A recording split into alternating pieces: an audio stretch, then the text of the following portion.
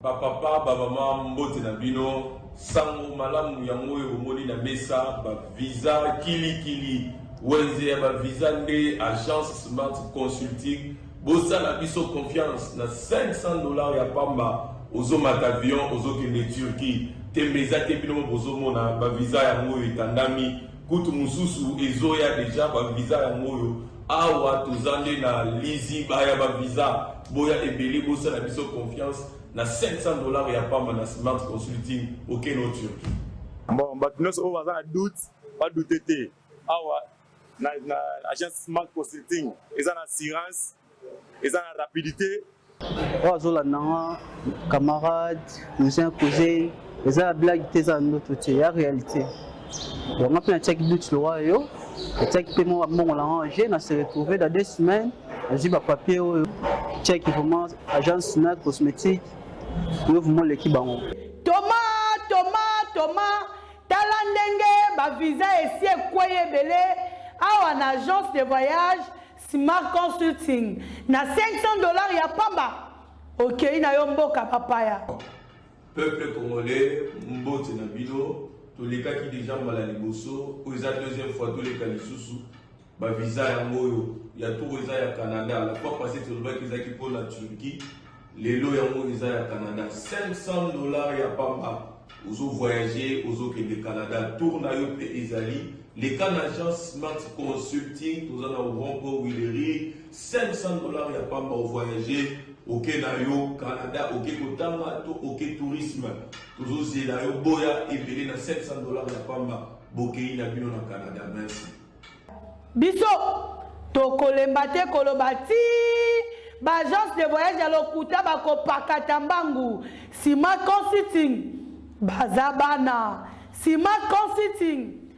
Merci. Vendredi malamu na ba Congolais nyonso e prix de paix. Vendredi malamu na bandeko nyonso bazwami na République démocratique du Congo, bandeko balingaka mboka okoleka nyonso. Vendredi malamu na bandeko baza libanda ya mboko memezo kande baza ba Congolais pe balingaka mboko okoleka nyonso. Bandeko nanga ba Congolais to ana ngonga oyo esengeli na biso unité na patriotisme éprimé. Unité na patriotisme nde kovandisa mboka oyo na bomoko. Tolinga mboka oyo makasi, tokanisa malamu, tobunda na malamu pona mboka oyo. Totika tate 1 cm ya mboka na biso et se retrouver na maboko ya bango na bo. Ebili sola complet obeta mingi na mboka na biso, li sola complet obeta mingi autour de la République démocratique du Congo. Nzoka nde tolinga mboka oyo koleka nyonso. Vendredi 30 septembre 2022, mbote na bino sosika bozali République démocratique du Congo, héritage ya famille Tshisekedi te, ya famille Kabundu te, ya famille Kabuya te, ya famille Kabila te, ya famille Fayulu te, ya famille Bemba te, ya famille Katumbi te. République démocratique du Congo, mboka pe héritage ya ba Congolais nyonso. Même ba oyo ya libote ya mwana babeta ki masasi pa policier wana, mwana ya kuluna wana mboko héritage na bango. Likambo etali commission spéciale kotiama na Assemblée nationale pour na koyoka na likambo etali à 21 000 honorable Jean-Baptiste Kaseko na Delice Sanga, Martin Fayulu, Matisi Mungongo pe asengi na président Assemblée nationale mwana mboka Christophe Mboso Kode Mpwanga atika ko intimider Jean-Baptiste Kaseko na Mboso na plutôt na Sanga. Par contre yende a démissionné Martin Fayulu mutalobi bongo ngaite. Abena asengi na président Mboso alobi tika ko intimider Jean-Baptiste Kaseko na Delice Sanga. Par contre yonde démissionné Martin Fayulu. Faut dire ça na Martin Fayulu ndenge Mboso président lobaka ya Assemblée nationale ke nyonso za ka théâtre te. So yebo lobi na suka bosugi si nyonso za la ka théâtre te. Ni tokolobela lelo na émission na biso mkola lobo ebi ke tozali na fin en semaine. Toko ramasser ba actualité nyonso le gaki na semaine makamba semaine leki mwa mingi makamba semaine liberté provisoire accordée na vidéo Chimanga makambo a semaine élection makambo a semaine insécurité na agression ya mboka na biso l'aspect sécuritaire ya mboka na biso na agression ya mboka na biso makambo ya semaine eleki mwa mingi lelo na ntongo commune ya Lingwala balamuki na bouclage moko bouclage yango ezali na we etali ndenge yango ni likambo ya sécurité kuluna et autres bouclage Lingwala balalaki nango mpe balamuki nango na ntongo makambo ebele wana nde tokolamukela tokolobela na émission na biso ya mokolo lelo bana mboka boyebaka chef de l'état se azongaki depuis mokolo ya mercredi donc lelo tokofunda bato tokofungola kutu micro mpo bofunda bato ntango ozofunda kofinga te o ministre moko asalaki yo mabe ozala na bapreve obengi naye kofunda ministre tel mpona likambo boye naye kofunda gouverneur tel mpona likambo boye naye kofunda chef du quartier bourgmestre tel naye kofunda cg tel mpona likambo boye obengi ofundi okofinga te obengi kaka ofundi osukisi na kofunda wana esili Assemblée provinciale ya République démocratique du Congo mobimba rentrée parlementaire pour la bango le 30 septembre. Quel travail pour l'Assemblée provinciale na biso na tournoi décisif photo zanango section septembre fongami mokola lelo nenga na lobanenge président Assemblée provinciale ya Congo central lobaka maire moko peso na kanango mo bien président Congo central Jacques Vwemba neti nengeza na ebele bo akolo bandi ba Assemblée provinciaux ngaite Jacques Vwemba ba Assemblée provinciaux bazozonga mokola lelo président Jacques Vwemba yepe kala mingi te akoza maloba na perso ya Assemblée provinciale ya Congo central. Quel travail pour la représentation du peuple wana musala nini basali ane ya suka yango tozokota musala nini basali est-ce que le peuple s'identifie net na Kinshasa est-ce que le peuple s'identifie na Assemblée provinciale na biso il faudra des invités na plateau.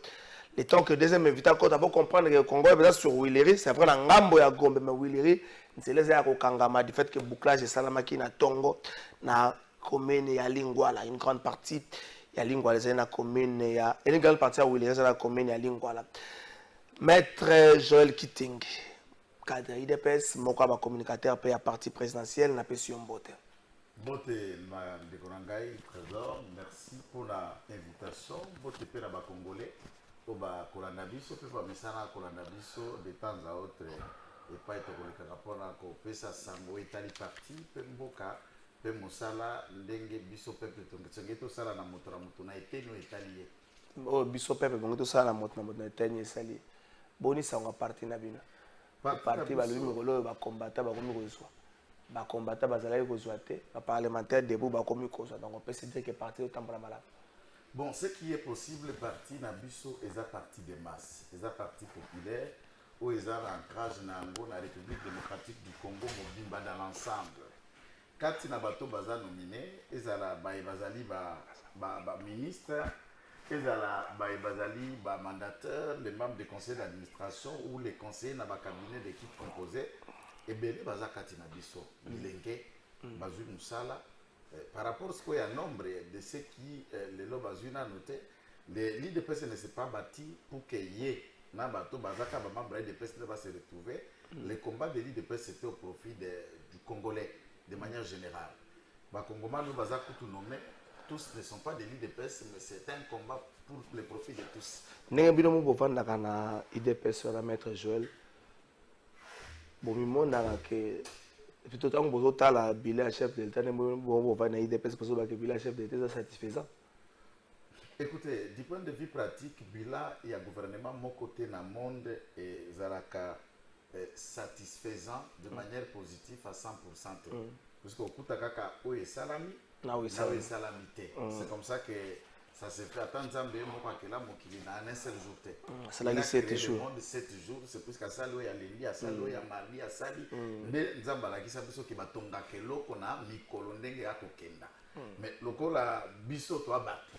Pour ça après na mayelo Nzamba ti na kati na biso, tata mokonza ekolo, il a donné l'élan na baspect pe na ba domaine ebele et nous avons de quoi présenter au peuple comme un bilan du temps où nous avons été là, où nous sommes là, c'est que tout sali na oyo soki bango ba pesi biso sous makanisi to ki kotia maboko pona okende. Nous sommes très fiers du travail. Il y a président de la République na équipe gouvernementale puisque Zala Moussala est mon côté na équipe gouvernementale et toutes les autres personnes ont ba koti na kati ya vision naende ngaza kukumbela mboka, nous avons de quoi présenter au Congo. Na IDPS eloko moko bako longola na bino ngote eloko moko bako reconnaître na bino zali sincérité. Militant comme cadre IDPS bazaka sincère. Ne bozaka sincère. Ndenge bozo mona la bila chef, ndenge bozo mona la mosala chef d'état zo sala. Eloko nini bozo mona noté oyo soki chef d'état sala kango. Oyo peut être ngato loba. Ça va ta manga muso sala mete mais oyo soka sala kango ngato loba ça va mais jusque les zo sala mate eloko nini. Non, pour le moment, Bisso, parti na Bisso, tous les socialistes. Pour tout ça, tous les socialistes. Le loco Oya Kende, qui ce sont des actions qui tendent à consolider la vie sociale et à Congoman.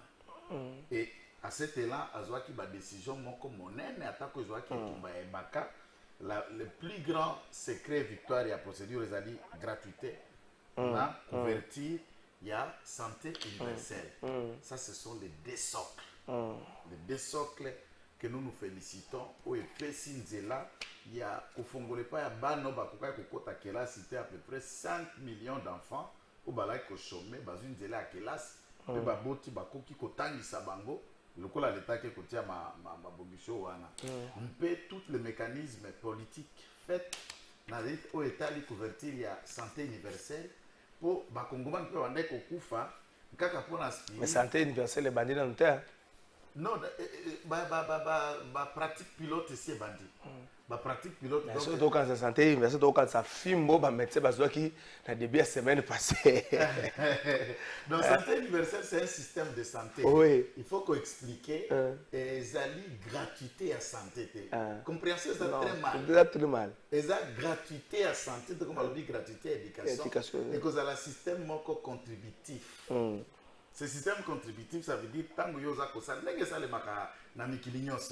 par exemple, si vous êtes actif au Bakosalaka, à la moyenne, je prends le cas de France, par exemple, c'est 15 € que vous contribuez chaque mois. Chaque mois, et ça vous constituez une caisse de sécurité à prise en charge maladie. Tant que vous avez là, vous avez intervenir. Mais dans le système, il y a biso oyo, informel et l'équipe formelle dans le cas donc COP.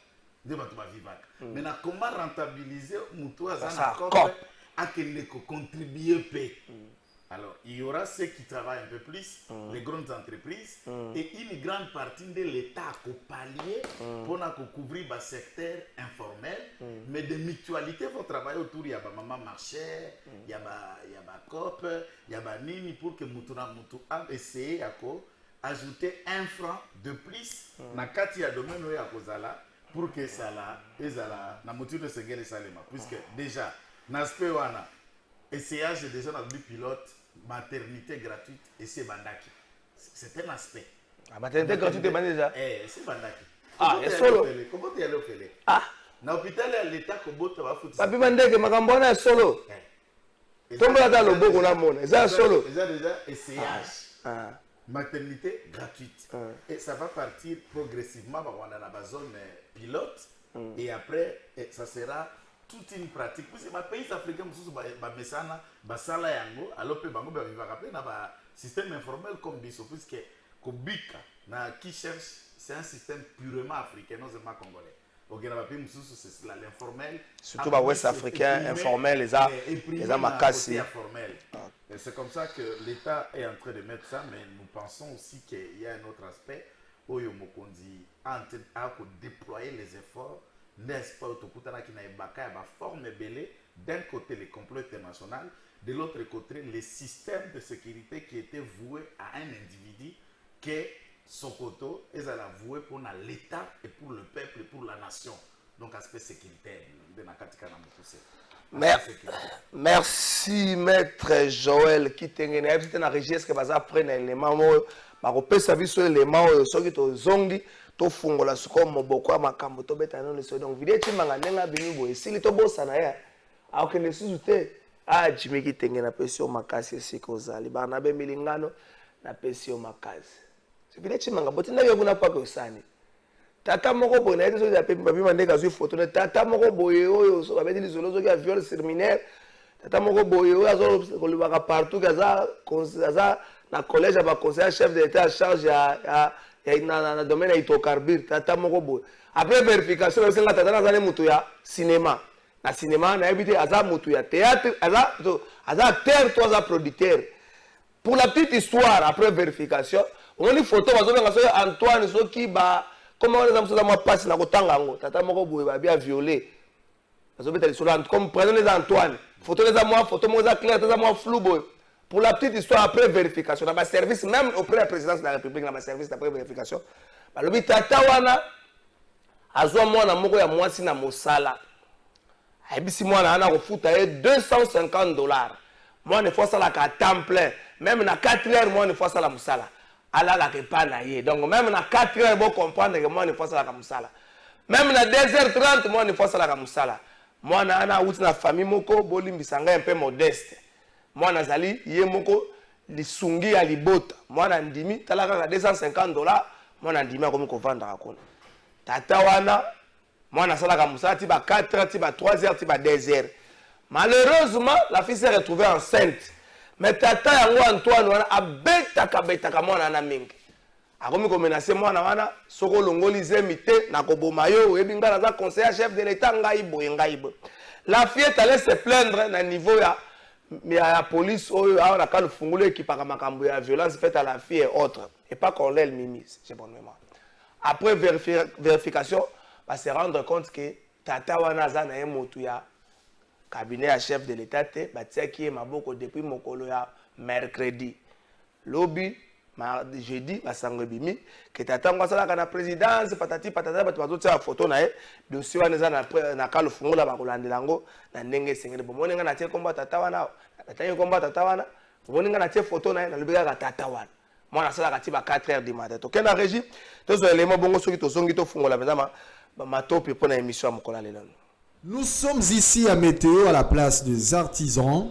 Ce matin, plusieurs ateliers de production mobilière se sont retrouvés calcinés. Le président de ces artisans de Météo explique cette situation. En tout cas, les apasi mingi, singamoro ya courant et katani et quoi likolo yangar, yango moni ezikisi sitoyo, c'est à peu près plus de 67 hangars eziki. O moni ke biloko nyonso eziki. Donc, incendie wana est provoqué par courant. Une grande perte pour ces artisans dont la plupart ont ici perdu leurs articles. Nous sommes tous ici des grands corps des artisans et des menuisiers. Tous nous avons des commandes. Et tout ça là, c'est de l'argent, des outillages. Tous nous battons bec contre ongle pour avoir ne fût-ce qu'un article sur le marché. Et voir ça, ce sont des millions de dollars qui se sont volatilisés. Comme ça, en un clin d'œil.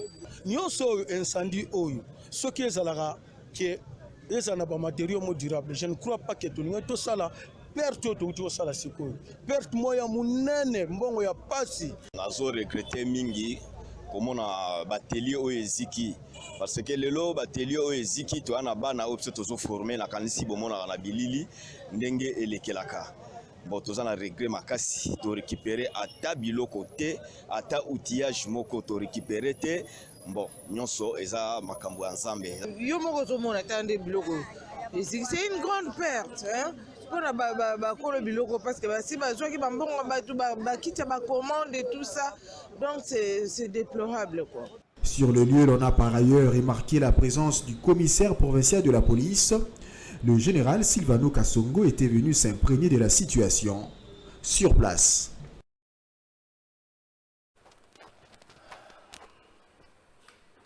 Merci Papi Mandeko. Vous avez dit na météo, hein? Vous avez dit na météo. FENACOJI, Fédération nationale congolaise des judo. FENACOJI. Tu vois que là. Ma fleur, coordonnateur national des activités de judo en République démocratique du Congo.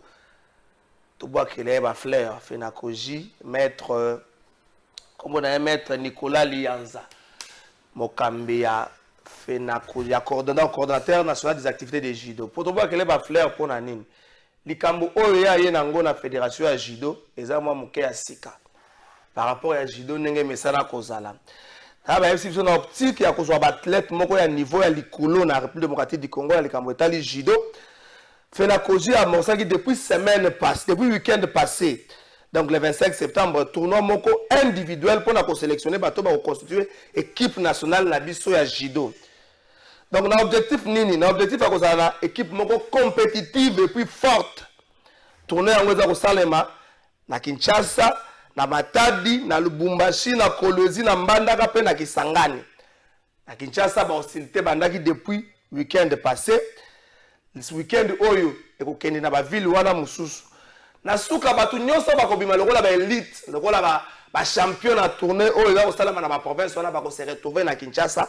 Phase finale moko ekobundama awa et puis le meilleur bangwane ba kozala sélectionner lokola ba membre to pe ba athlète na compte équipe nationale ya judo ya mboka na biso équipe nationale et c'est l'expérience moko ya liboso expérience esengi makoki esengi expérience esengi mayele esengi bwanya pona kosala yango coordonnateur national ya activité ya judo maître Nicolas Lianza asala qui appelle na expert ebele expert o bazo kamba judo na niveau international mona neti bandeko boye ba utaki libanda ba ye bazali ba expert o ba yeko pesa mayele na bango pona ko permettre ce que judo ekende liboso bandeko ba congolais discipline sportive ezaka ka football te moni ba judo ka bakendaka na ba maigre moyen na bango ba bundi pe ba yeli biso ba titre mais soki to pesi bango makasi soki gouvernement tie bango makasi ministère a pesi bango makoki na bokambami ya coordinateur national maître Nicolas Lianze ekozala ete judo comme malamu comme elenge ebi moko judo za makambo ekei et na titre football bo eux to mesana ekei bo to leli mais judo soki ekei et na titre ya mwa to baka ba fleur na maître Nicolas Lianza wazali coordonnateur national d'activité ya judo oya tie mayele judo longo na makambo ya judo za discipline na buso baté judo c'est que tamba na ba principe normes internationales c'est que respecter ba normes ceux qui bo respecter ba normes to ko tambola malamu to ko kende elongo pe judo et comme ma bende la République démocratique du Congo likolo koleka maître Nicolas Lianza wana maître ya makasi pe ya bwanya alors maître Joël donc maître ya makasi pe ya bwanya oye ozui ipol oye na papier na biki ozui droit donc maître Nicolas Lianza ba félicitations pe kamba fédération wana na ndenge esengeli maître Joël Kitenge makambo ba toita semaine IDPS état de droit on dit comme passe et comme ceux qui bakangi ceux qui muto aza proche ya famille ya IDPS ba nous ba contrôler da ba jour ça la 2 ou 3 jours na makala liberté provisoire ceux qui muto aza opposé ya famille ya IDPS soka kei na makala ko bimaneza mo passe ndaki sa vidé chimanga ake mardi abimi lundi eloko nini batindaki ye bango moko bayebi eloko nini oyo babimiseli ye bango moko bayebi bino moko bomonte ke susa moi langue ya mabena na likambo babenge état de droit. Merci mingi pour la mutuna na yo. Je crois qu'il faut savoir que IDPS ça dans la gestion et appareil judiciaire té. Na théorie il y a séparation du pouvoir judiciaire est indépendant. Donc parquet na bazuzi ba cours et tribunaux ils ont libre arbitre à quoi apprécier motonane akokisi ba conditions il y a mise en liberté provisoire to motonane à cause à la maintenir en détention et lesquels de dossiers et cause à la fixer liboso ya bazuzi moto à la liberté kendaka kosamba to moto à la condamné à la liberté. Nous sommes en train de voir ici Matata Pony Mapong azo continuer kosamba sans être arrêté. Ça va un homme libre. Un homme libre alors qu'il n'est pas ni allié ni proche de l'IDPS, nous soit une ambition. Donc prétention à prêter biso et ça tout. Se retrouve à prison malgré le fait qu'il soit député, détention provisoire à député, ça la résidence surveillée. Bon, ça il faut poser la question au parquet. Ngana ko communiquer pour l'IDPS. Je ne suis pas porte-parole du parquet. Porte-parquet na façon ya ko apprécier makambo. Ngambo ko naza moko pe ba communicateur ya IDPS sous Félix Tshisekedi na salaki na makala 3 mois et 1 semaine. Je suis sorti na mois d'août il y a année passée 2021 3 mois et 3 semaines pour une émission de télévision. Juste soi-disant diffamation. Tout a s'impliqué pour dire que j'étais l'IDPS, il fallait que ça se retrouve à l'IDPS. Ça va. Peut-être que c'est la partie, mais on a Kokumi ça va y partie. Exactement ça Kokumi ça plus que Moutounyo ce sont qui sont la partie. Moi de mon côté, naza o muto akoti kala kozwanga na jale loté. Et tiens tu sais que la format biso ba jalo liste ba individualité. IDPS c'est un état d'esprit et toutes les façons nzambe a pesaka. Nzambe a pesaka. Kabunda pas alaki na signature pensant que c'est lui qui donnait la vie aux autres. Il n'en a plus. Donc personne ne peut penser avoir une signature pour toujours. On a la même actuelle CG. Je ne parle pas du CG. D'une manière indirecte. Je ne parle pas du CG. Non, ça veut dire que personne n'a le monopole sur la c'est vie. un parti politique, ils ont héritage. Même le CG, il sait que le loi secrétaire général, à Koutayango, le secrétaire général peut bazalaka vailler bazali. Et il y en aura des gens qui viendront après lui. Ce n'est pas une façon à Golobana. Il faut qu'on comprenne que l'administration est là comme bien. Il y a Batunyo comme un patrimoine local IDPS.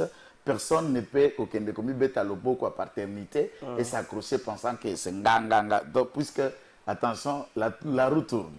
Mais par rapport à Bavidi et Chimanga, moi la question qu'il faut poser ici, justice nabiso lelo, ça nous inquiète. Dans les opérateurs, dans le domaine de la justice, dans Sambaka, dans Kendaka, je suis au contact, il y a un parquet, il y a un tribunal.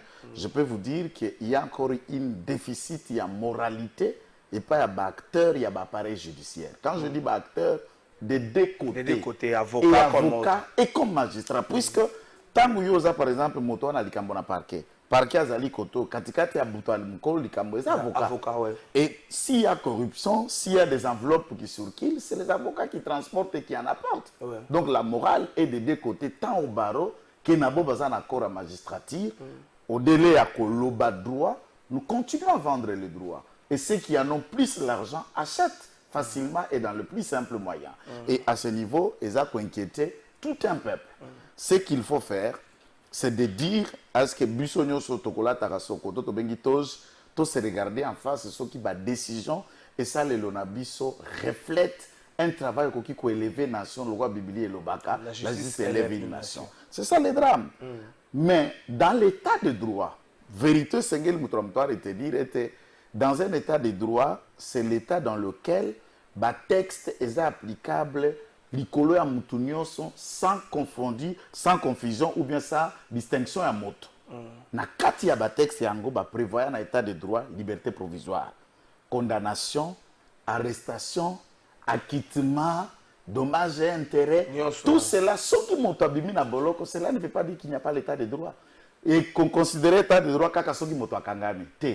Kokangami za état de droit, kobima pe boloko za état de droit. Puisque ko liberté ezali règle détention de babenga kango exception ezali lokola soki kaka nde moto akozala. Donc nous pensons, je crois, dans cet état de cause, je profite de votre micro pour la koloba na bayi justice, puisque Barnabé Milinganyo, qui n'est pas de l'IDPS, c'est un frère, un compatriote qui pendant kazana bolo kwa kufeli mwana. Et si cette occasion, et le ministre de la Justice, on dirait ça, à peu près plus de la moitié. Ouais. C'était 3 ans, comme déjà à 3 quarts. Et au regard de la loi, il est éligible pour une liberté conditionnelle.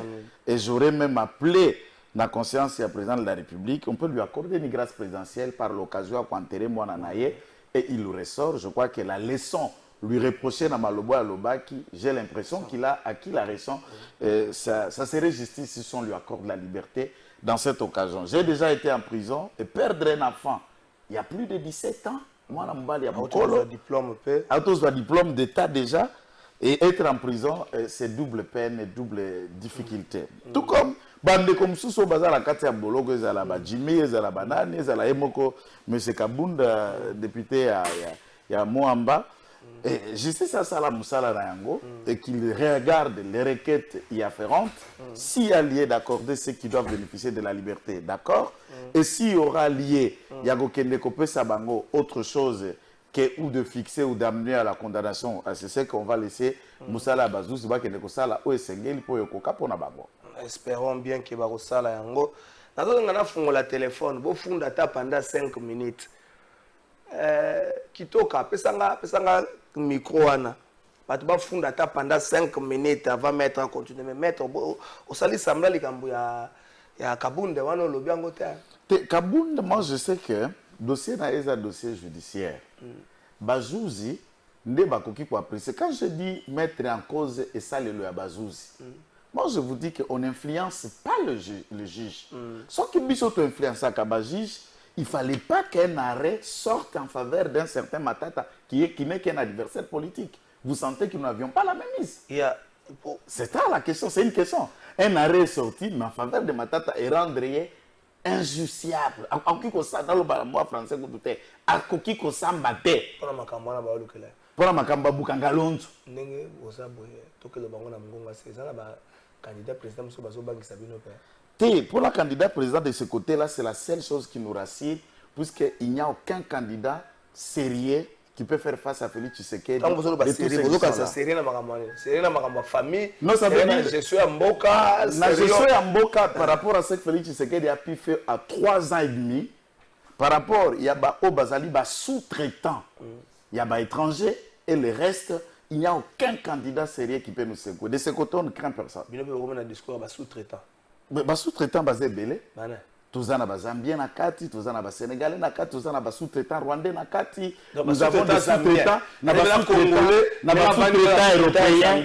Tous en a sous-traitants européens. Aux hommes nata pavillon hôpital, il faut un ancien président de France. D'accord, inauguré, bagomo tongele l'école na France. Donc nous avons des sous-traitants. Nous avons sous-traitant français. Un sous-traitant français. Oh, bato mutungwana. Nous biso ba Congolais n'a rien à voir. C'est Noël Tchani qui va intervenir idéologiquement à ce moment-là. Noël Tchani. De père et de mère. Bon, Maramazolo, Belabino a été donc. Si vous avez Bino, si vous Mouto, Ozobenga sous-traitant. Bino, si vous avez Bakabeli, Bino, Tobenga, un sous-traitant. Sous-traitant. Si vous avez un militaire américain, il y a un militaire américain, il y a 80 parc, Tobenga, un sous-traitant. Moi, je ne sais même pas ce que vous parlez de sous-traitant. Ici, au Moniango, Oyokana nous tata Lumumba zéro national basali l'école na France. Hein? Lumumba na Russie. Na France. École oh. Na France. Na Russie. Ah, au moment où ça l'école va inaugurer, bah que ça la paix pavillon. Et puis il faut savoir aussi que docteur Mukwege, tout en respectant Moussala Kosala Kapembeni à Bandeko Bassi pour la gynécologue, il faut le dire que c'est un fruit de la guerre aussi. C'est un bénéficiaire de la guerre, c'est un jouisseur de la guerre. Oh, on va dire jouisseur de la guerre. De la guerre. Il faut pas violer Batou, il faut m'adouaner kota pour y réparer pour badon na ba financement étranger. Ça veut dire que à la guerre, il faut pas violer. Et c'est son fonds de commerce.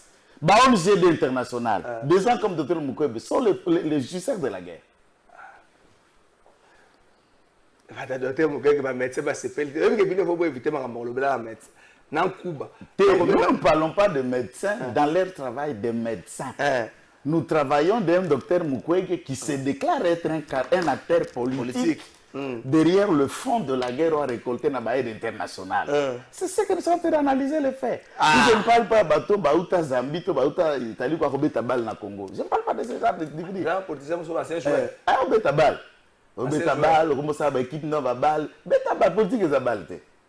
yango pe mona ba 1,5 million so 1,3 million so 500 000 bazotanga ba ministre mususu wana za bino non c'est maître s'il vous plaît azo so ba appel mais s'il vous plaît tango zo lo ba baninga o makambo pe ba 1,5 million wana fona lo ba so ki ba triomphe wana fona répondre eloko président moko eloko moko ozo kuswanga ya mabe pe yali malamu te qu'il faille que bato basosolo ndeko na ngai biso ba IDPS biso ba tozana vision président de la République tokoki comporter ba beki te et pas ba ennemi de l'État. Dossier Triomphe est une vieille histoire, un dossier qui remonte de 2007-2018 Abel Kaïnda Zalaka nan député. Félix Tshisekedi n'était même pas président. Et M. Christo Globler qu'on parle là, Mukolo Africa Triomphe Congo, c'est la société du portefeuille de l'État. L'État congolais a créé qui Triomphe Congo pour bandako bota ko sala bangre na compte yako pour développer système na biso agriculture. Et c'est ainsi que Triomphe Congo a sala partenariat en Africa Solution. Il y a M. Christo Globler. Christo Globler, n'est financier et actionnaire, il y a Bukangalonzo, Massa Batata Pogno. Ce type ici a fui le Congo en 2017. Akimi. À Kenda, Afrique du Sud. Non, son Kabila, imagine là, Kabila. Mazao Lukaye. Yokana Sirisa, Kabila, a Bengani Moutou. Donc Kabila, quoi, il n'est pas moni Moutouana Zamabe, il n'est pas Bengani. Non, Moutouana, même. Imagine que quelqu'un chassé par Kabila, certains de nous peuvent porter celui-ci dans les médias pour nous défendre. Mais c'est le drame. Bon, Kabila est le symbole de tout ce que le Congolais savent. Mais Kabila, vous chassez un individu. Au moins, Mabé a Mabé. Parce que Bino, Mabé a Benani, Mabé, Boke Kamata, Mabé a béatifié les lots sous Félix Tshisekedi. Prêt au Bakoloba FPI, je vous envoie le contrat de prêt, il y a FPI puisque Zali a PDF, dans le système c'est par écrit. Le contrat lui-même, Ezali 1 34 304 000 dollars. 1 34 000 dollars. Nde prêt au FPI a pesi Triomphe Congo. Yoka. Mbongo yo ba pesi nanu na Triomphe Congo en 2018. Adel Kainda député. Félix Tshisekedi, président KDPS. Maintenant, au quoi deux ans à Triomphe Congo, Zimbabwe bombi, puisque par révélation, il savait qu'un jour Adel Kainda, comme ministre, pas qu'on détourner Mbongo et Salema sous Kabila. Est-ce que ça a des sens? Et Azela Kadela pour détourner. Pas de la Yazwango. Mbongo d'abord, Bodé Fenef pays, Ezali 1 34 000 $. Comment Adela a détourné 1 300 000 $ alors que Mbongo Yango Moko n'a même pas 1 300 000 $? Ah, bon, vous avez un système en Mbongo. Ah, ben c'est ça des choses que je me demande. Est-ce que Bazoé Gobel est d'abord reproché par les Congolais de 205 millions de dollars de Bukanga expulsé Batia caché na passeport na yako ki konyata Congo te. Je ne sais pas, na niveau ya deuxième, banani bakoti ici, mais c'est Christo Gobler ici au Congo pour faire ça. Il est ici. Et c'est ça que vous attendez les autres, les défendre.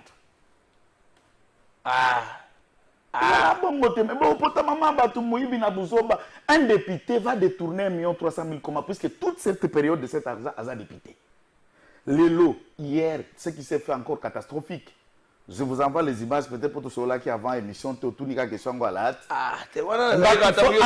Africa Foundation. Africa Foundation, à côté, n'est-ce pas, ça ligne, à Kiabuki Bureau, il y a Triomphe Congo. À récupérer Barbina. Les bureaux ont été scellés par le parquet. Le parquet décèle le bureau pour donner à Africa Foundation à Kendeko récupérer tous les meubles et les biens. Parce que c'est un DG, il y a Triomphe Congo, na Mutuka Nanzela. Un Congolais et d'autres Congolais viennent pour défendre un Sud-Africain voleur, détourneur de Bukangalonzo. Mais j'insiste. Juste condamné qui était. J'insiste. Non. Ça, ce n'est même pas sous Félix Tshisekedi. Je ne parle pas de Bukangalonzo. Je parle du dossier où il a été expulsé. De quel dossier? Mbongo a dit qu'il y a à cause de l'actionnaire à 70% entre Africa et Triomphe. Que l'État a passé parti na Mabele na Boma, place Bakusala, Babiro, mais par nayo ba preuve ya capacité financière naé et mon a raté. En 2017, à Afrique du Sud, comme l'Afrique du Sud a déclaré faillite personnelle, un jugement sud-africain l'a condamné et ici, on l'a. Un jugement l'a condamné comme une personne incapable d'entreprendre les actes commerciaux. Mais je ne sais pas ce qui les défendent dans le côté Wapi. En tout cas, c'est pourquoi je dis certaines choses.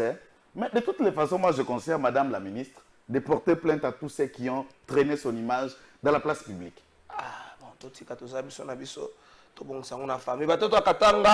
Lobby samedi 1er octobre, installation ya Ditcheko. Ditcheko Zali makanisi. On va passer sur photo wana. Ditcheko Zali Asbel Moko. O Zali makanisi ya mona mboka fils Djeko. Zali parrainé par le ministre Sport Serge Konde. Lobby na salle Makutano ndenge boza komona yangwana. Bande kwa Lubumbashi boza lebele bilenge boza lebele après Lubumbashi Ditcheko ko zali installer na Lualaba fils Djeko mkaza ko sala musala na ministre Sport. Tous les gens qui ont la fédération, la FENACOJI, fédération ya judo, oyo maître Nicolas Lianza, sala musala malam.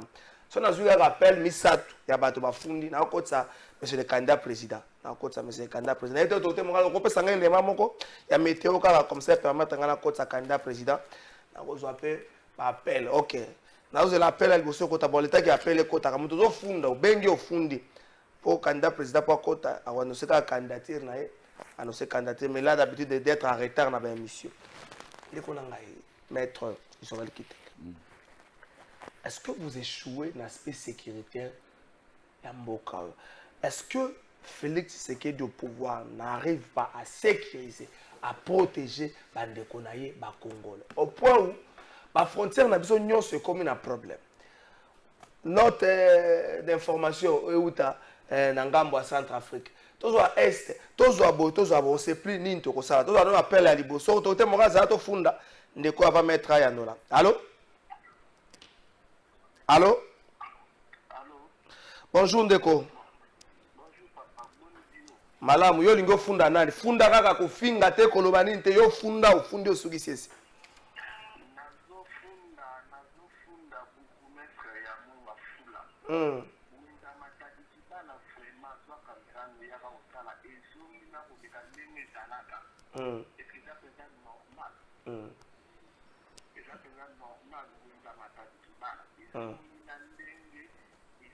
Est-ce que Bassi Bazongi s'est d'une manière officielle? Ok.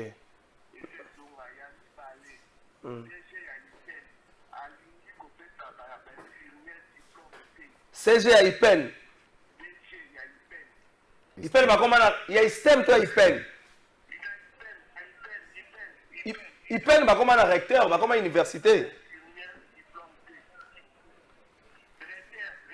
Ok. Merci Ndeko. Kofunda. Merci Ndeko. Kofunda Ndeko qui permet à Bandeko bafunda misa tubongo to tika makambo. Kata permet à Bandeko bafunda. Merci. Maître Lobaka so appelle à Kofunda hier to continuer nos pause. Mais Nalbi Nalikabo au Italie sécuritaire, il faut reconnaître que Mokonzamboka a sali makambo ebele na domaine ya sécurité. Maître c'est là nos moto afunda. Allô? Bonjour Ndeko Loba moi makasi awa bo ebeza mibali neto vandia moi cité Matsama Mungongo.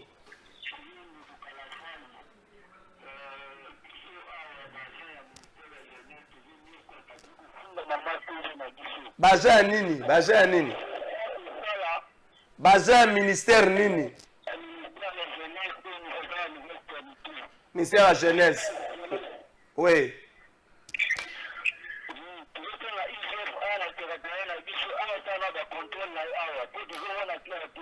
Merci. Voilà, Baza ministère de la jeunesse. Maître ok. Alors, en aspect sécuritaire, il faut savoir que tant Mokonzambo Kaye, il a hérité d'une armée. Armée wana ezali ici na otobengi na mokuse ba brassage, mixage, ou esala qui a ba composantes et entités. Tant bien que mal, c'est cette armée qui était là. Et puis, le service de sécurité a pu de jouer un certain nombre des événements utiles, peut s'imposer en tant que tel. Ce qui armée Nabiso Azala qui peut être faible ou incapable. On aurait dit imaginer les lots pris à terre Rutshuru Mobimba. On n'a jamais occupé Rutshuru. On a occupé quelques cités dans le territoire de Rutshuru. Même pas la province de Nord Kivu. Maître Zélande de quoi afunda dans le bateau. Allô, bonjour. Allô, bonjour. Allô, bonjour. Bonjour, Deko. Oui, yo lingo funda nani? Bon, on a funda ndi. Général. Ah, et que maître continue. Et voilà, les services de sécurité sont en train de faire tant bien que mal. Na service d'intelligence, combien de coups, combien de trahisons ont été anticipées. Il peut se traduire le long dans dossier judiciaire. Je peux citer les plus derniers temps, tant comme Mokonzazala qui a Libanda Yamboka. Et des Congolais dans le service de sécurité conscience, surtout gesto ya soukande et tout à qui na motema et bakisa sou mitema ba Congomani liboso FRDC. Bazui mitindo pas à un de leurs officiers supérieurs. Alobi na bango ba céder tolo banalinga la te ba fongola couloir pour que M23 à Kota Akanga Nord Kivu tout entier. Et une fois que le Nord Kivu est prise, à ce moment-là, pression à négociation vers le pouvoir de Kinshasa et Kokende ko s'accentuer. Et les officiers au Bazalaki na Sekuna n'ont pas cédé à ça. Ils ont mis la main sur leur officier supérieur au Azali 3 étoiles. Là, Félix Tshisekedi a un déplacement. Donc les Congomani... Allô, bonjour. Allô, ndeko journaliste, na pesi mbote. Biso beto pesi mbote. Yo ko funda nani? Na yo ko funda na makambo ezoleka na Bandundu, na Grand Bandundu. Oui, ofundi nani na makambo wana? Nalingi naloba boye ndeko. Na rappele yo loko moko. Yo funda kaka kolobe belete funda. Oye kotaki na Grand Bandundu. Jour di lelo bato wana bazalaka wapi? parce que na fait ya mandat tata mokonzi ya mboka ya kala na période moko boye keno papa ya moko boye bakoti na bangombe baya kotekela biso bangombe ngi totuna ministre ya intérieur bato wana baza na territoire nini na province nini na localité nini depuis baye bangombe yango ekoma combien bazoteka bangombe yango wapi? Très bonne question. Merci Ndeko. Très bonne question. De continuer le mamoro, c'est important. On continue. Cette histoire aussi peut à quoi mout. Peut-être au service n'a vu sur la sécurité, ils allaient qui moi lent, les équipes peut-être moins distrait pour les camarades. Comme sous parti même message. Bonjour monsieur le journaliste. À la fin du mandat de l'ancien chef de l'État, Joseph Kabila, nous avons appris les troupes des éleveurs de Ngombe qui sont entrés dans le grand band. Je voulais savoir où sont-ils aujourd'hui? Ils sont localisés dans quelle province et dans quel territoire, dans quelle ferme? Bon, mais puisque quand les Cambodgiens sont Bangomba, moi, c'est que je peux confirmer que tant Adolphe Muzito a quitté pour na ba éleveur wana. Tout le monde a ba photo pe bilongia ba éleveur wana, na photo Adolphe Muzito na bango. Et ensuite, on a constaté le même visage à ba éleveur na photo na Kingakati avec M. Kabila. C'est une photo qui circule. Non, ça circule à l'internet dans autres analyses. Exactement. Des mêmes éleveurs, on a pu l'ouvrir et à blé, et d'après certaines sources, Bangombe, on a localisé. Dans le troisième site, na Katia Kingakati, c'est là où ils sont tous élevés. Ce sont les Ngombe appartenant, entre-temps achetés par lui. Lui, il a acheté, d'après ce que les sources nous disent. Allô, bonjour. Allô, bonjour. Asalinini. Asalinini, ko funde za kabongote. Merci Ndeko. Bon, ko funde si 5 personnes va fundir. Au total 5 personnes va fundir ko funde si le tele etikali likamuna ngamo na ko funda. Bon. Hein? Ko funde sili ngamo na ko funda bato. Ndeko ilanda mais yo comme na comportement o ya ga émission retard émission sili yo comme candidat président. Un candidat président autorité morale la qui ça un candidat président qui ne respecte jamais le temps. Autant vous a postulé. Campagne de vous à 10 heures. Il y a comme à 20 heures. Il vous amène avec des explications. Autant on a un souko la régie des autres kanagi mai. Na comme la face dans soukoi. Na comme la face à repasser c'était la katikura. Autant on a nous chaussée. Moi la tchaka sirage azate. Un candidat pareil. Il faut respecter les Congolais. Merci de votre trésor. Vraiment chance nena ba preuve yango na la preuve ani makambo ni deux à chaque jour na makambo explication wana bakolo na nzela mais ba preuve eza nini ba preuve eza nini et ya le tombola ngo yo lobaka ya bazo tombola nini alobaka ok preuve wana moi tout ça là commentaire nango makasi ça nous espérons que ça bien on na respecta kayo ndenge na respecta ko ndenge na komi donc encore koma ok donc malgré tout, ça va. Malgré tout, ça va. Vous avez confirmé que vous êtes candidat président. Oui. $100,000 mon campagne de candidature aujourd'hui.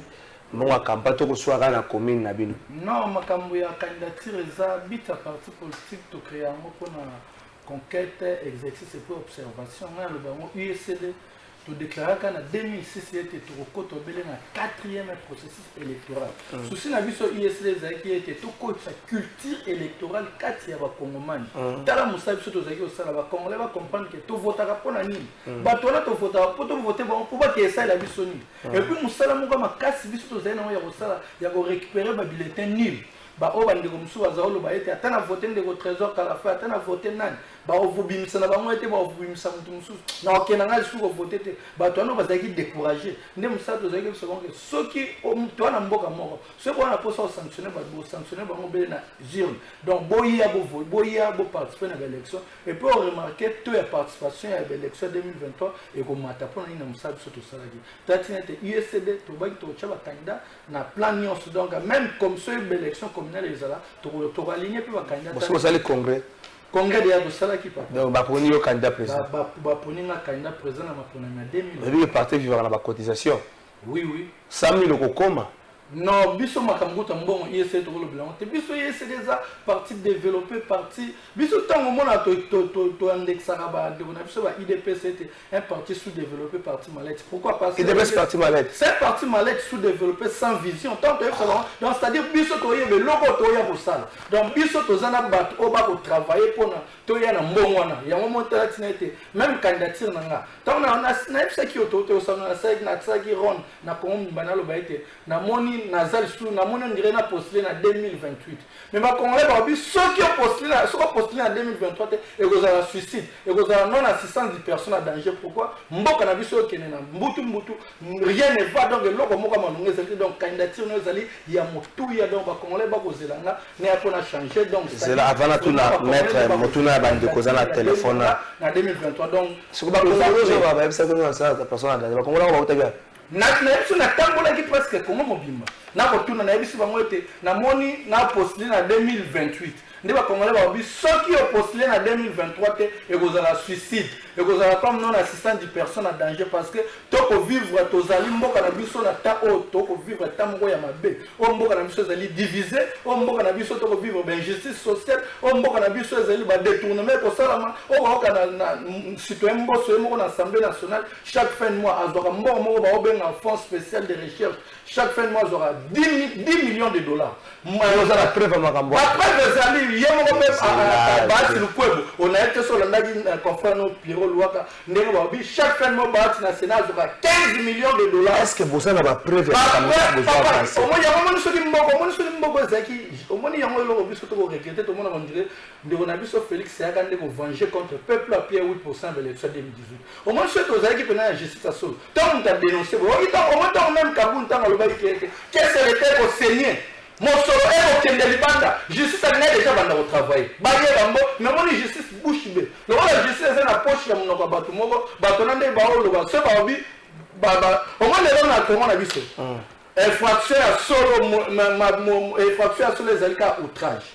Donc ce qu'on détourné baotala oti. Boma ba occupé mais so itaka au outrage ndewana ato 5 liberté de liberté provisoire, ato 5 Orozawa na prison mais muto a détourné na muto a sa nyos ba occupé au donc c'est-à-dire au monde que tozali vraiment na koko sombo kana biso comme déjà nendo na biso ba ke mbo Félix ba ke mbo ko ese kufa donc aye pena ko na ko kunda yango siko e kufa merci ya katimoli libulu kwa coach yango yango moni candidature na ngezali na motu en 2023 pour te pexete ko coach sa ebembe na libulu te to bimisa mo plutôt sexe yango to la musama bemba banda kotambo. Merci bonjour ndeko tuna invité na yo diplomatie agissante et PC résultat ni ozaki tango maître Zaki yemoko na plateau maître moni à diversité pour ça la face nango papa ngai candidat président naza très bien éduqué n'a qu'à éviter les mots qui choquent par respect en tant que un jeune comme moi mais j'ai tout de suite l'impression ya kotuna vie mais tato abumeli wapi partout aza kotanga wana mbala liboso na okango na matoi elongi nete lokola mbala liboso na mono ye biso toyi politique. Et puis, quand on à la manière du perroquet, oh, IDP c'est parti mallette, parti sans vision, et j'attends quelque chose qui ressemble à un parti qui parle de sous-développé, qui parle à sous-développé. J'ai l'impression, et là, voilà, Moutoumoro Boye, à ça l'accident, brisque, c'est quoi, Katani Moutou, même corps, ils ont Mobimba, à Fongol Porter, à Moutou, Kasko Moutou Zoko et Zoloba. Mais c'est tout ce que j'attends là. Corps étiquette la voiture. Là, je vous dis. J'attends là, qu'est-ce que j'attends ici? On parle de l'IDPS. Et de l'IDPS là, un parti que je ne connais pas, siège Nayango, siège Namona Rassemblement côté Zali. Siège Rabaka, Namona Place Zali. Je n'ai jamais vu à ta par hasard le Kokouti drapeau, moi qu'on a photo en déposé le cabinet de candidat président. Mais comment les gens vont encore rêver debout comme ça? Ok, IDPS, Félix, tout ça, détournement, et tu t'adonnes dans la simulation gratuite. Il y a bizarre, Pierre Ouara, où lui-même a un problème de trisomie 21 médiatique. Au Kamat, la trisomie, on met la batou, à Ouanama Solo. Kemboso a causé 10 millions de dollars par mois. Oyo Bata kozwaka 15 millions de dollars par mois. là biso tu batuni bino nyonso bokoganga bia injustice na biso tu batuni ata kokanga ta invitation kaka bakanga pe ta papa olobaki mboso zoka 10 millions eso ko prouver yango ekoma nini liberté d'expression bazotungisa batu bazako pour que Mbongo ait une institution, comme il ne sait pas qu'est-ce qu'il va faire en envisageant de devenir chef de l'État, il y a ce qu'on appelle crédit derrière les lignes budgétaires. Quand nous avons élaboré projet à finance, par exemple, il y a projection 14,6 milliards de dollars, ça m'a projeté pour l'exercice 2023. Et ça a crédit ligne que vous allez louer pour le fonctionnement de l'Assemblée nationale comme institution ou Sénat.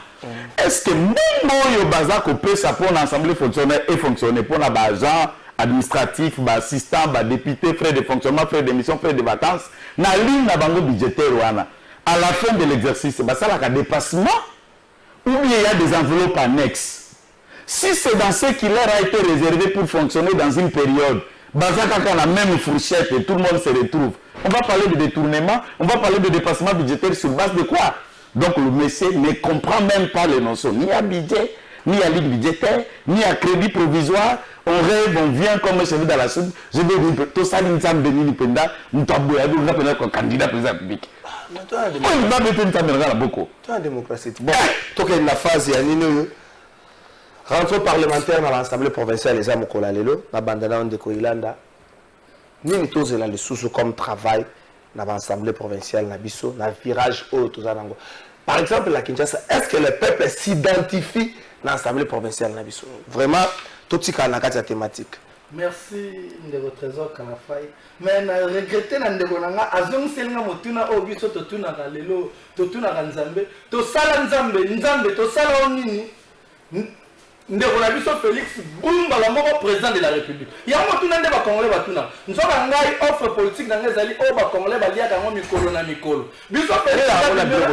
Olobi? Bale yango na biloko. Mais quand on a omoni na ndeko trésor. Omoni na tikala ko mona te même partout ton mona yango mona ngana za même différent ba tout. Ba tout mona bonka na oya na comme président. Maintenant, les journalistes vont au salani, au Félix a soutenir Papa Etienne. Papa Etienne a coupé en 2016, en 2017, au salani, na IDPS, n'était parti à famille, il y a un montant sous-développé, sans vision, donc c'est-à-dire le loco et la famille, pas bâtir moi la hérité. Donc c'est-à-dire, au moins, est-ce que na mutu na dira ya est-ce que offre politique ni y a personne qui va congolais. Il faut savoir qu'il y a motuté lorsque parti zali na ba idéo nango, ezali classé na ba courant. Mais il y a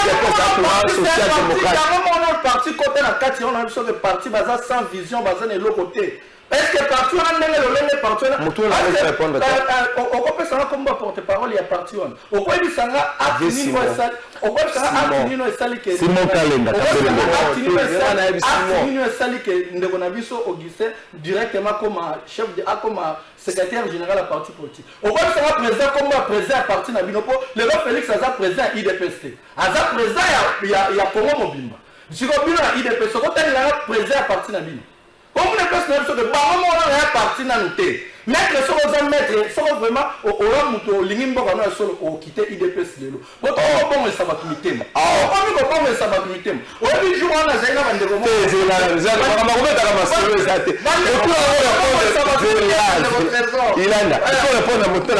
a répondre 10 secondes. Moussala nini tozela na l'Assemblée provinciale na biso ya Congo, l'Assemblée provinciale na biso nyos na bona le président de l'Assemblée provinciale Congo central na phase haute dans la phase neuro cruciale où peuple makansi nyos te pays et pas gouvernement central oubliant que tu vas gérer la principe ya décentralisation. Tozela nini na l'Assemblée provinciale. Merci de votre trésor Kalafa. Donc de Félix Nazagi je vais tomber dans la soupe donc directement ailleurs à combien de personnes on a commis. Donc nous avons vu ce tour hier, on va préparer l'Assemblée provinciale on a volé. T'es dans l'Assemblée provinciale. L'Assemblée on a mis en sorte. On sait les logos de la tête de Ronanga. Donc on est logos de la on a été basa non musalani. Parce que là il y a ça musala qu'est-ce que les kabamo. Musala ça de lundi jusqu'à vendredi. On ça musala qu'est-ce que les kabatona tout. Yo on est offre mbongo. On a $21,000 à la député. Il faut ça la éliminer. Merci. Merci. Toza na distraction, toza na ta au pays na biso zali divisé, toza na ta oyo ba congolais toza ini 2023 maponami e yamba congolais apona muto ya ko pona o akoya ya solo o akoya na volonté ya réussir. Merci ndeko Ilanda Oni. Ndeko na ngana ebi ke tanto. S'il vous plaît, s'il vous plaît, mais là c'est un problème, mais là c'est maître. Donc est-ce que le en fait là à Kinshasa au Congo, est-ce qu'aujourd'hui le peuple s'identifie dans l'Assemblée provinciale ou encore le peuple se réfère plus dans le gouvernement central et tant que se réfère plus dans le gouvernement central, il y a l'absence totale de l'Assemblée provinciale. Écoutez, honnêtement, biso tant que tu es dans le pouvoir, tu as hérité constitution, le système qui était. Na philosophie et na raisonnement na ngai pe ya biso tam to korefisa kala kata politique nous sommes de ceux qui pensent que décentralisation et qui par précipitation et ça pose un énorme problème à ba budget na l'Assemblée provinciale na ba député ba ko beta ba 9 mois ba 11 mois impayés et ne parlons pas de leurs assistants to ba administratif au bazana ba kata ya l'Assemblée provinciale donc to qui quoi lourdir les besoins de l'État, c'est ce qui fera que le budget nous soit mobilisé de 14 milliards, la plupart, presque 3 parties ou bien 2 quarts il y a budget, et que les 2 quarts fonctionnement de l'institution, animateur de l'institution, et nous aurions que les moyens maigres pour nous affecter dans le projet de développement, et pour développer un tel pays, c'est difficile. Nous sommes de ceux qui pensent, ce n'est pas l'IDPS, c'est moi en tant que juriste et scientifique, nous sommes de ceux qui pensent que nous n'avons pas besoin des assemblées provinciales. Oh, dans le futur, je ne parle pas du présent. Mais par contre, pour le moment, il y a une vidéo choc qui fait viral d'un chargé de communication, Madame Fifi Masuka, Ezako sur qu'il est dans le net, dans laquelle ce garçon soutient Mordikis, travaille à Fifi Masuka, dans le lab, Makasi, Azako financé. Aucune province où le gouverneur finance le fonctionnement des partis politiques. Fifi Masuka met l'argent pour chaque parti politique dans la province et fonctionner, c'était scandaleux. J'ai dit, comme qui? Dans quelle ligne budgétaire? Comment le gouverneur a encore financé le fonctionnement des partis politiques? Et les partis politiques qui reçoivent l'argent de Fifi Masuka seront liés à une pensée ou serait l'indépendance? Vous travaillez pour l'État, vous mettez l'argent pour que PPRD fonctionne, AFDC fonctionne, ensemble de fonctionne. La ligne Moko a réservé pour l'opposition, mais éviter c'est réservé au gouvernement central. Mais c'est pourquoi nous demandons. Et puis ça m'a chef de file. Exactement. Mais aucun parti politique local te sait que Madame Fifi Masuka et à autre chose. À ce niveau, nous demandons les députés provinciaux d'enquêter. Ah ben c'est ça la question. Mais si nous ne pouvons rien attendre d'eux, nous le souhaitons seulement bonne reprise, rentrée parlementaire. Et par la suite, il faut envisager, si nous voulons bien fonctionner l'État, il faut supprimer les assemblées provinciales, il faut supprimer le Sénat et rentabiliser l'État en n'ayant qu'une seule chambre de l'Assemblée nationale pour que tous aient plus de solo, il y a qu'à engager des réformes au niveau du développement. Maître Joël Kitenge, merci Nayo, monsieur le candidat président de la République, Ilanda, merci Nayo Narita. Bandeko ya Jérémy, je vous prends la semaine prochaine parce que vous avez une communication. Bandeko basali communication te, vous avez une communication. La communication se fait bien avant et se discute. Parce que tu as un angle. Ce qui était le bamarabon de peur que pour déformer la communication dans ton gars et ton téléspectateur, tu comprendre et bien. Merci à staff technique Mobimba, merci à Bandeko semaine Mobimba. Nous avons un scandale s'il vous plaît cette semaine. Pour ça, un scandale, tu es concentré, le pays court un grand danger. Vous avez Rwandais, vous avez politique qui encercler, tous à la éveiller, tous à la vigilant, réduisez moins tapage, mais j'en appelle la procureure générale, la procureure générale, vous pouvez l'arrêter. Vous avez la possibilité de l'arrêter parce que Kengo a arrêté, il s'appelle comment? Il s'appelle encore comment? L'homme Makia de Franco. Avec sa grandeur, Kengo l'a arrêté. J'ai un juriste sur ce plan. Vous pouvez l'arrêter, monsieur. À sa dépravation, merci beaucoup. Qui Kokangaye, vous pouvez couper si vous n'avez pas de avant que ça vienne à qui citer. Abang stabilité, vous pouvez l'arrêter parce que ça on a comment abota au nom de la loi. Donc bon kangaye to battre la balle. Notamment muke to na ngwana. Ce qui biso to sacrifier to battre la balle na biso Congo ya lobby est la meilleure pour na koleka Congo ya lelo. Ya pas tous bon on a tiré au plateau Papi Mandeke. Merci na yo Ndeko et allez merci na Just Bongeli, merci staff pour Congo et puis to kutani début la semaine prochaine.